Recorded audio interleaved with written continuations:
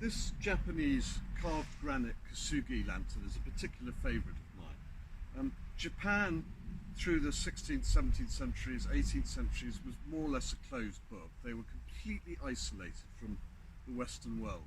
And then in around 1854, an American naval commander, Meiji Period, negotiated a treaty with them, which then opened up trade through the West. And artists in the West were absolutely fascinated by all things Japanese. Monet, some of his garden pictures of bridges at his garden in Givenchy, very much influenced.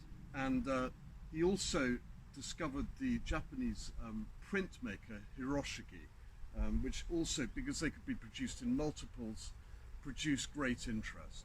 And certainly in the London exhibition of 1862 and then in Paris in 1867, there were a huge plethora of Japanese artists' goods on display. But it actually wasn't until the end of the 19th century that the interest in gardens really happened. And this culminated in 1910 at a huge exhibition in White City, the Anglo-Japanese Gardens. And there were two Japanese gardens that covered 10,000 square feet.